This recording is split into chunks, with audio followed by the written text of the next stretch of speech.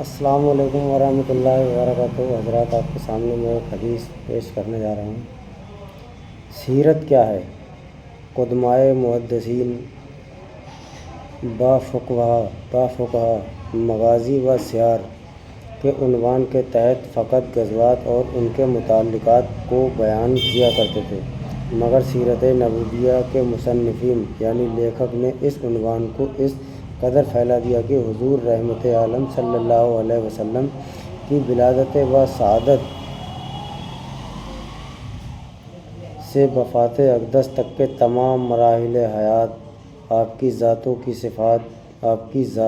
صفات، آپ کے دن رات اور تمام وہ چیزیں جن کو آپ کی ذات والا صفات سے تعلق ہو، خواہ وہ انسانی زندگی کے معاملات ہوں یا نبوت کے معجزات ہوں، ان سب کو کتاب سیرت ہی کے ابواب و فصول اور مسائل شمار کرنے لگے۔ چنانچہ جیسا کہ اعلان نبوت سے پہلے اور بعد میں تمام واقعات کاشانۂ نبوت سے جبل حرا کے غار تک اور جبل حرا کے غار سے جبل ثور کے غار تک اور حرم کعبہ سے طائف کے بازار تک اور مکہ کی چراگاہوں سے ملک شام کے تجارت گاہوں تک اور ازواج مطہرات کے حجروں کی خلوت گاہوں سے لے کر اسلامی غزوات کے میدانوں تک، جب آپ کی تجارگاہوں سے لے کر غزوات میدان تک آپ کی مبارک زندگی کے ہر لمحات میں آپ کی مقدس سیرت بآفتاب عالمتاب جلوگر ہے۔ اسی طرح خلفائے راشدین ہوں یا دوسرے صحابہ کرام ہوں، ازواج مطہرات ہوں یا آپ کی اولاد اعظام، ان سب کی کتاب زندگی اور اوراق پر سیرت نبوت کے نقش و نگار پھولوں کی طرح مہکتے، موتیوں کی طرح چمکتے اور ستاروں کی طرح جگمگاتے ہیں۔ یہ تمام مضامین سیرت نبویہ کے شجرۃ الخلد یعنی جنت کا پیڑ ہی کی شاخیں، پتیاں اور پھول اور پھل واللہ تعالیٰ عالم۔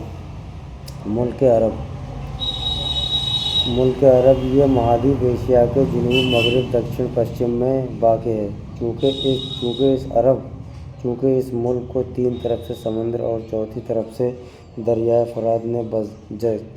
فرات نے جزیروں کی طرح گھیر رکھا ہے، اس لیے اس ملک کو جزیرۃ العرب یعنی عرب دیپ بھی کہتے ہیں۔ اس کے شمال اتر میں شام و عراق، مغرب یعنی پشچم میں بحر احمر، بحیرہ قلزم جو مکہ معظمہ سے پشچم مغرب کی جانب تقریباً 77 کلومیٹر کے فاصلے پر ہے، اور جنوب یعنی دکن میں بحر ہند اور مشرق یعنی پورب عمان کی کھاڑی میں خلیج عمان و خلیج فارس ہے۔ اس ملک میں کھیتی باڑی کے قابل زمینیں کم ہیں، اس کا زیادہ حصہ پہاڑوں اور ریگستانی صحراؤں پر مشتمل ہے۔ تاریخ دول العرب والاسلام جلد 1 صفحہ 3۔ علمائے جغرافیہ نے زمینوں کی طبعی بناوٹ کے لحاظ سے ان ملکوں کو 8 حصوں میں بانٹا ہے: حجاز، یمن، حضرموت، مہرہ، 5واں عمان، 6واں بحرین، 7 نجد، 8واں احقاف۔ تاریخ دول العرب والاسلام جلد 1 صفحہ نمبر 3۔